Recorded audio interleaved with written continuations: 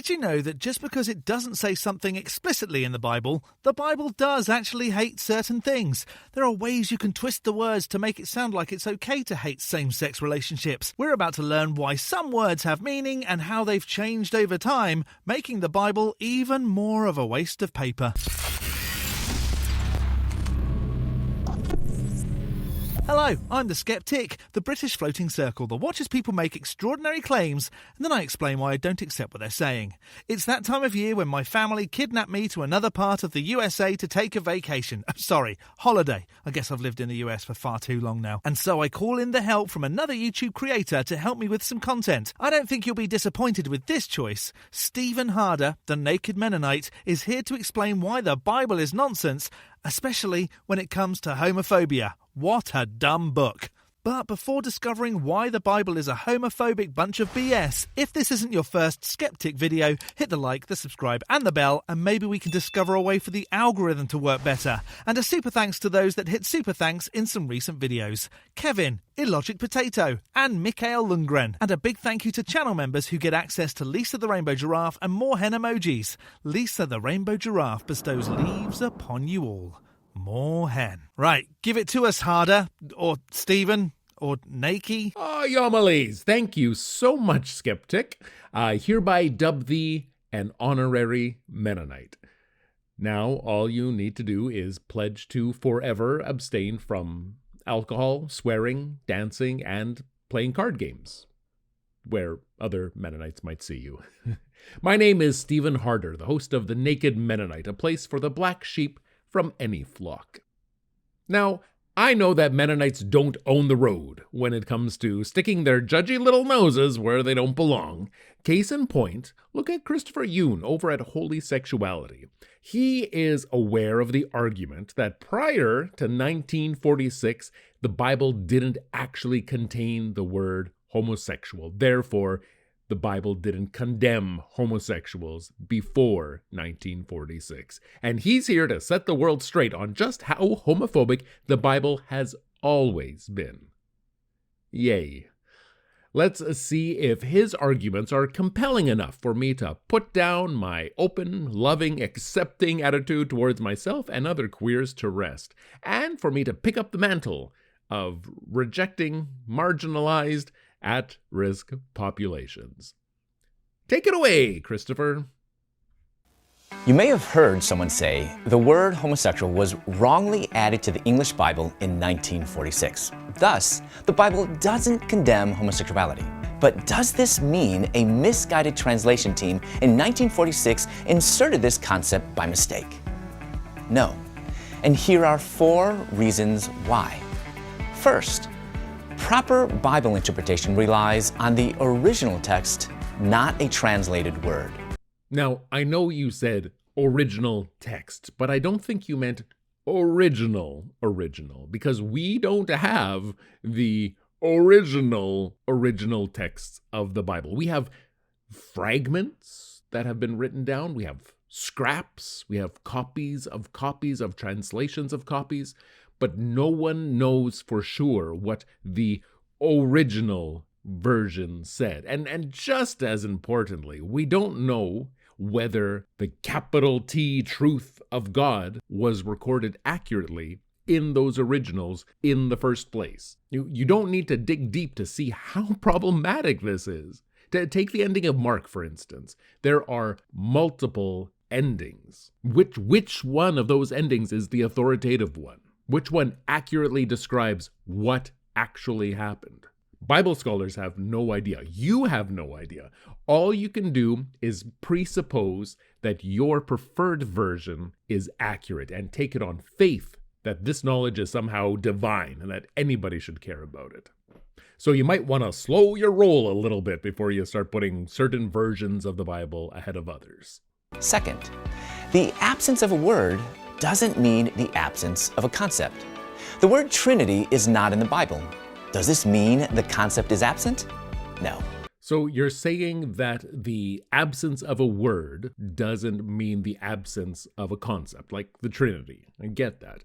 But here's the thing. If you asked Paul about the Trinity, he wouldn't know what you were talking about. He didn't have it in the back of his mind when he was writing about God. He was writing about one thing, which conflicted with what another person was writing, which conflicted with what another person was writing. The triune nature of God wasn't a thing until the Council of Nicaea in 325. It was literally invented to smooth out conflicting ideas about who God even was. So yeah, we have the idea now, and we have a word for it now. But just because we have the idea now doesn't mean that the idea has always been there. It is super easy to take modern ideas and project them backwards onto ancient texts. Creationists have been doing this for decades, pretending the Bible secretly encoded knowledge about DNA or planetary motion. Or look at prophecy. Just because somewhere in the Bible it says wars and rumors of war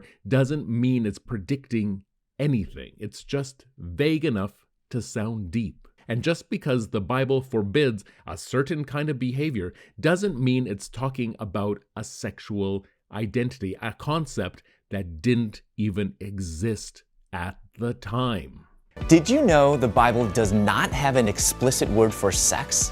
Did you know that the Bible has no concept of a sexual identity, because that is something that has evolved in human beings just over the past couple hundred years? If Christians were actually consistent with this line of thinking, they would boycott NASA and any other form of space travel, because clearly God does not approve of people leaving Earth. Look at the Tower of Babel. Right? It's ridiculous. You can't take a modern understanding and pretend that it was somehow recorded in an ancient book. So, did people in Bible times not know what sex was? Of course they did. They knew a lot about sex. They knew about incest and concubines and taking young virgin girls as plunder. And as much as they knew then, we know more now. And we gained that knowledge not by studying the Bible, but by studying people. In Leviticus 20, verse 13, Moses wrote, "If a man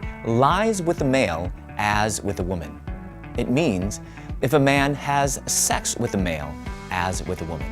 Sure, euphemisms existed, but let's not act like every mention of lying with someone maps neatly onto modern understandings of sex, love, or consent. Yeah, Leviticus forbids men from lying with men as they do with women. First off, basic anatomy, that's not possible. Docking isn't actually intercourse. Second, the verse is about power dynamics, not orientation, because again, they did not have sexual orientations when this was being written. In ancient societies, the hierarchy was men over women, over children, over slaves. If a man penetrated another man as he would a woman, it was seen as reducing the other man to the level of a woman. And that was the real offense, because women were viewed as lesser. And spoiler alert, that's not because God said so. It was because it was men who wrote it down in the first place. It's not that complicated. Need more proof that this verse is misogynistic? It only mentions men. There's no prohibition found against women having sex with women. Why? Because women weren't seen as sexual agents during that time. They were just property. How can a verse that ignores the existence of lesbians be said to condemn all homosexuality? That only works if you don't actually care about the life experiences of women. But lesbians, they're like, no, what even are they? What they do they really? But do they even exist if no one's watching, really? The word sex isn't in the Bible, but the concept is. So it's no surprise there's no word in the original languages for homosexual.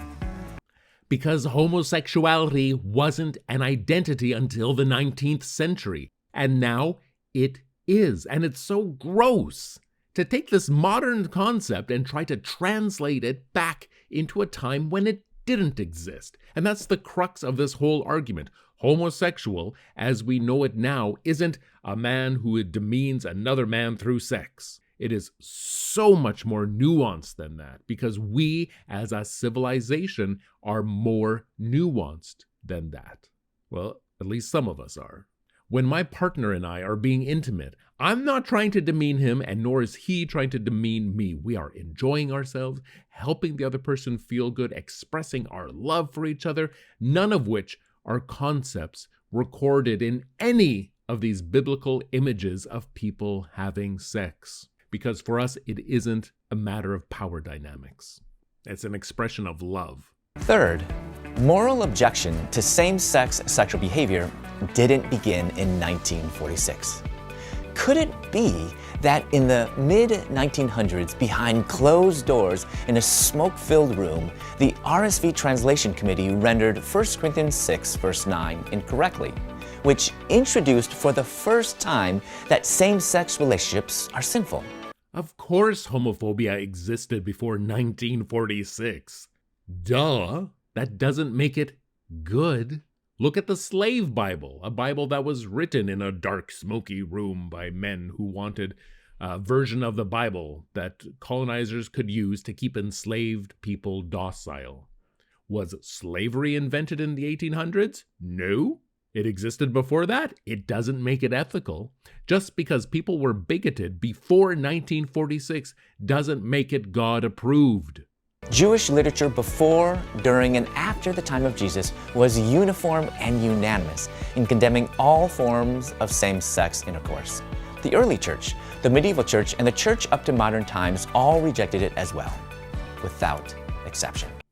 Sure, historically speaking, Jewish and Christian writings have uniformly condemned same-sex acts. Sure, but the church has condemned a lot of things. It has also endorsed a lot of things, like slavery, suppressing science, executing heretics. Is that your gold standard? And we do not want to bring the sexuality of the medieval church into this conversation. The hypocrisy of say one thing and do another was peak during that time. It is so easy to proclaim a certain kind of sexuality as what everybody should be doing, and then in the privacy of your own home, doing whatever freaky-deaky thing you want to get into. Prohibitions on same-sex sexual behavior are found in several biblical passages, such as Genesis 19, Leviticus 18, verse 22, Leviticus 20, verse 13, 1 Corinthians 6, verse 9, and 1 Timothy 1, verse 10, to name a few. Reading the Bible canonically notes that these verses are actually bound together as they all point to Leviticus 20, verse 13. So you're saying that Genesis points to Leviticus? Genesis, Exodus, Leviticus. How is that possible? If Leviticus is a record of laws given to the Levitical priests centuries after the events of Genesis, then how can we say that Genesis possibly points forward to a code that doesn't even exist yet? Unless you're claiming that people in Genesis knew the Levitical prohibitions ahead of time. If not, then that would actually be evidence of your God just being a big dink. But fine, let's take a more nuanced look at this Genesis story found in Genesis 19. I think we all know the one, Sodom and Gomorrah. God decides that these cities are wicked and wants to destroy them. Abraham asks, wait a minute, what if there's a little bit of good mixed in with the bad? And God, who supposedly knows everything, says, you know what? Let's visit one of the cities to find out. So he sends 2 angels down to do a vibe check on one of the cities. Couldn't split them up. The angels are found by Abraham's nephew Lot, who invites them into his house to show them hospitality.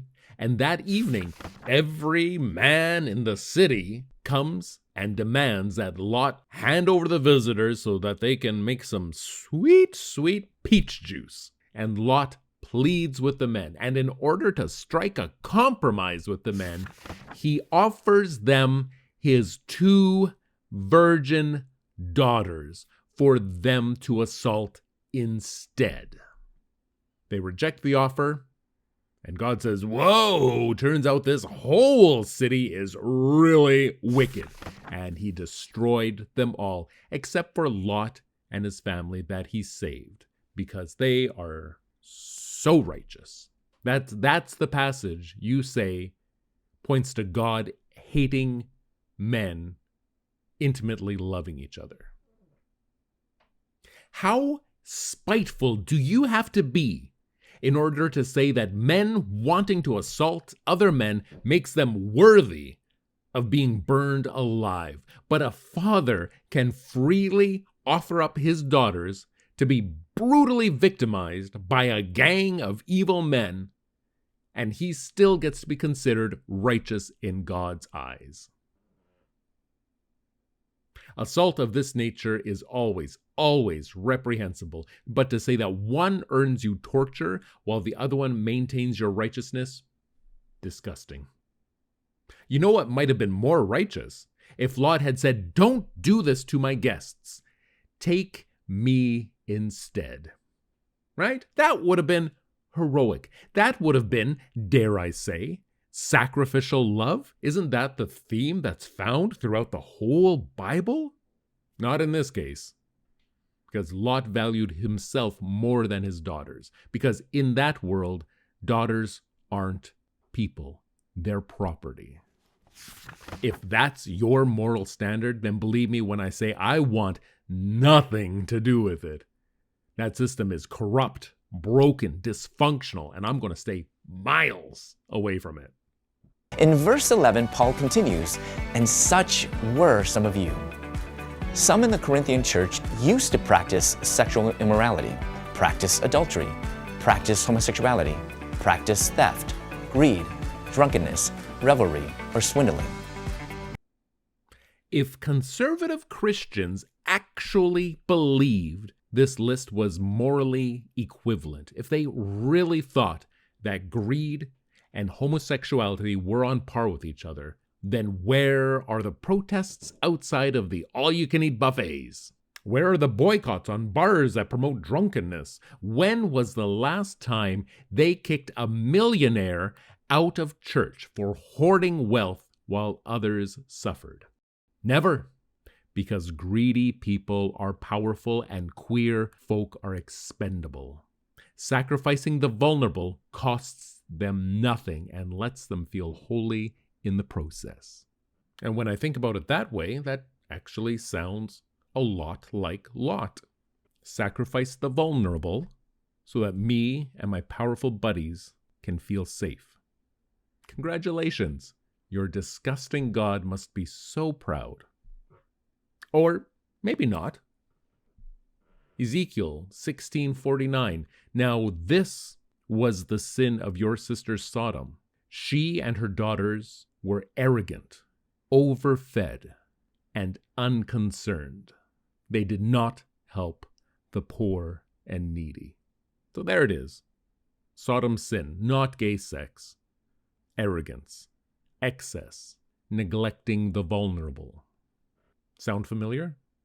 So if the church is rejecting you for being exactly who you are, don't sweat it. You are in good company. They've always preferred people who hide their real selves under a mask of piety. Hard pass.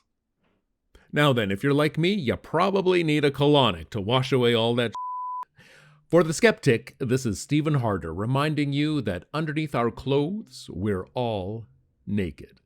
I'll see you next time. And just like that, the naked Mennonite demonstrates even more reasons why the Bible is a load of rubbish that men use to control the masses and today's folks use to be giant anti-gays. What a load of losers. You can find Stephen at The Naked Mennonites here on YouTube. There's a link to his channel in the description. Go and say hi and bestow leaves upon him from the one true rainbow deity, Lisa the rainbow giraffe. Leave be upon her. Do you agree with the Bible being mistranslated just so folks can be big old bigots? Let me know in the section below. I'm going to skeptic this as more BS from the Bible. A big thank you to this month's top level ticks on Patreon. Dark Ether Piao, Tamo, The Barely Bearable Atheist, George, Godless Granny, Addy Rockhart, The Enixes, Jakari, Elizabeth, Whiskey Tech Fred, Rick and Stylistic Matthew, as well as all the $3 base ticks and channel members. You can become a supporter on Patreon too at patreon.com/theskeptic. The link is in the description, along with links to all my other socials. Or become a member by hitting the join button below this video.